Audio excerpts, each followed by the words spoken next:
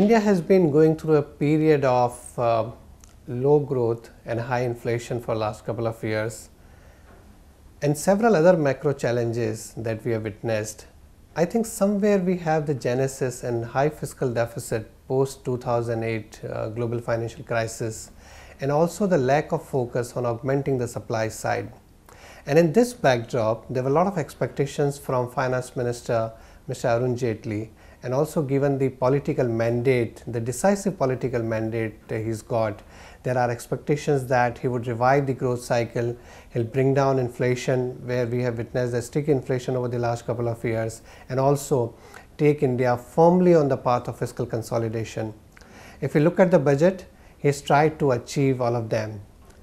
He has firmly embarked on the path of fiscal consolidation by keeping the fiscal deficit for this year at 4.1% of GDP, which looks a little ambitious given the revenue projections and the expenditure. However, we believe he would have kept some cushion somewhere else and would try his best to keep the fiscal deficit target in line with the budget projections. Now, for the revival of growth, what we need to do is to get the investment cycle back on track. We cannot grow again by boosting the consumption through government expenditure, because that can result in high inflation, high current account deficit, and some of the other macro challenges that we have witnessed.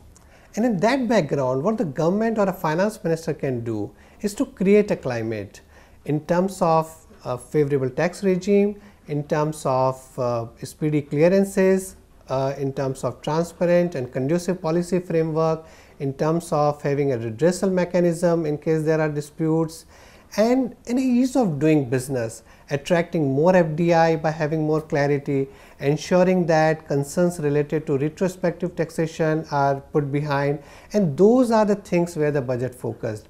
The another thing he has to do is to ensure the funding is given with the constraints that I talked about earlier, and for that he announced a series of measures for the foreign investors as well as the domestic investors. So withholding tax, less withholding tax on corporate bonds for foreign investors, the ability of banks to issue long-term infrastructure bonds, having a favorable tax treatment, the infrastructure investment trust, and ensuring that the domestic financial savings are channelized into productive assets. So getting more money from foreign investors in the form of FDI or the other investments, and also from the domestic investors, the savings are utilized given that the government has very limited fiscal headroom.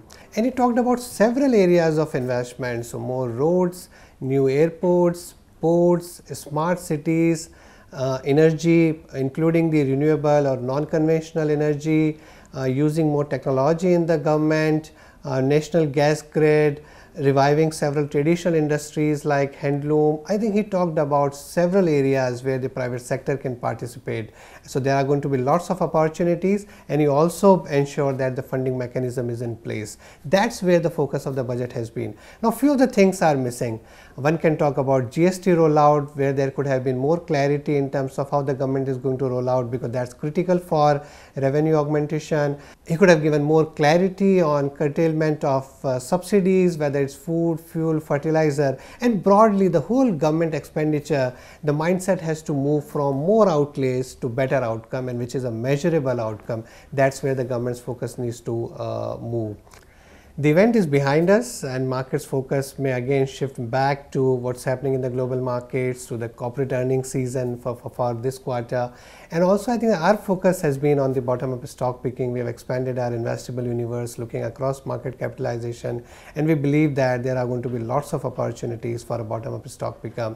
Talking about the bond market, we believe that from a medium term perspective, given the government's firm commitment on fiscal consolidation, on augmenting the supply side, a focus on bringing down inflation, that seems to be one of the main objectives of the government, and some of the recent steps to increase the food supply in the backdrop of the poor monsoon this year are very welcome. So given the government's firm commitment on those aspects and a new monetary policy framework where consumer price inflation is going to be the anchor of the monetary policy, the medium term outlook on bond market is positive. Of course, market is likely to remain range bound in the very near term given the the demand supply dynamics in the government bond market, and also some impact of the change in taxation aspect of the bond mutual funds. But overall, as I mentioned earlier, the medium term outlook is quite positive. The event is behind us. The broad outlook, as I mentioned, from the medium term perspective, both for the equity and the bond market, is positive, and we reiterate that investors must maintain the discipline of their asset allocation. Thank you. Mutual fund investments are subject to market risks. Read all scheme-related documents carefully.